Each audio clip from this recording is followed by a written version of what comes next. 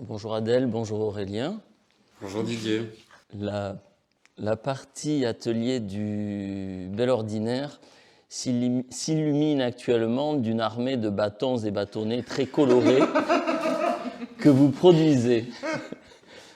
Aurélien, pourrais-tu nous expliquer ce que vous préparez et pourquoi ça vous fait en rire?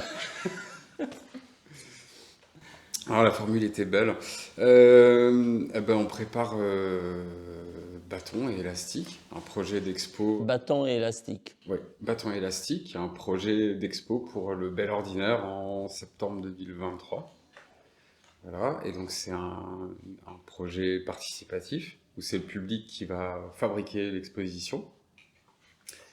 En gros, c'est constitué de petits bâtonnets qu'on accroche ensemble à l'aide d'un élastique et qui permettent de fabriquer des structures en 3 dimensions. Voilà. En gros, il va y avoir un principe de...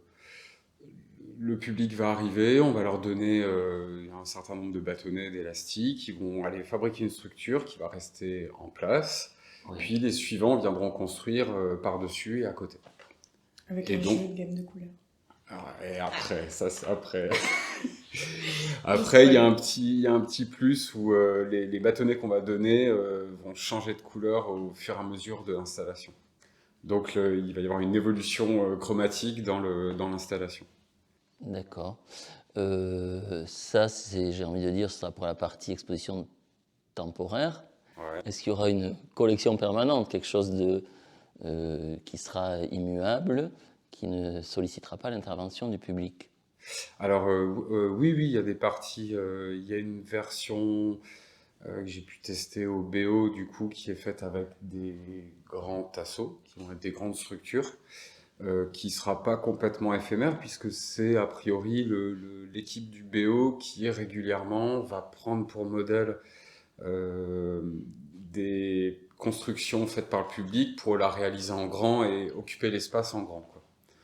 Après, en fait, ce projet chromatique et de modules, il va se décliner du coup avec ces petits bâtonnets, des grands tasseaux, mais aussi de l'impression, en fait, l'impression d'autocollants. Euh, Voilà, ça se décline sous plusieurs formes. Alors, ce jeu de construction, tu disais, a déjà été en partie expérimenté lors d'ateliers à la Fondation Cartier et au centre Mille Formes, au centre d'art de Clermont-Ferrand. Oui, c'est vrai. Donc, là, c'est une extension, pardon, c'est une continuité. Bah, si, je le développe en fait. Le projet, il a été initié par l'un de mes gamins qui jouait avec des bâtonnets de maquette dans mon atelier. Euh, je lui ai trouvé un système pour assembler avec des élastiques ces bâtonnets.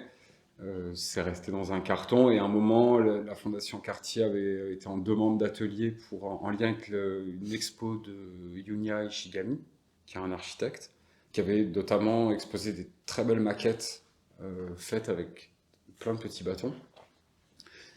Et du coup, ça m'a permis de réactiver ce jeu-là, qui existait sous cette forme. Puis, je l'ai réactivé sur une invitation de Mille Formes, le centre d'art pour l'enfance à Clermont-Ferrand du centre Pompidou.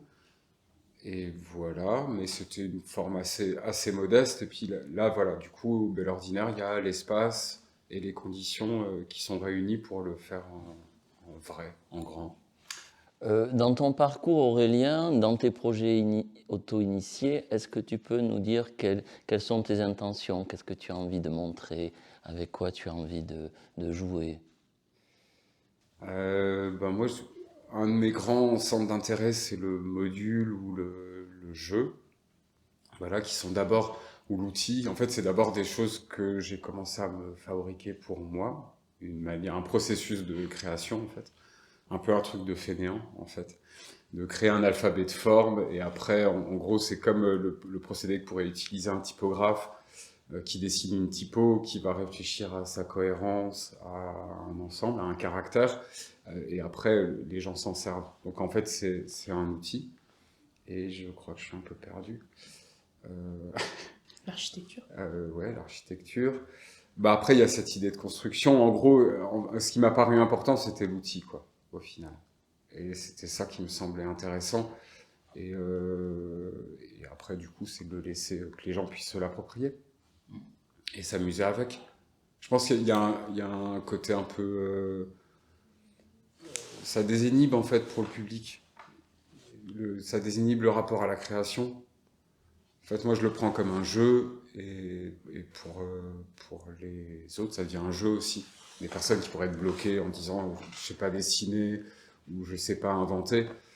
Là, la contrainte, elle est différente. Avec les bâtonnets élastiques, on est entre de l'architecture, de la sculpture, il n'y a pas vraiment de limite.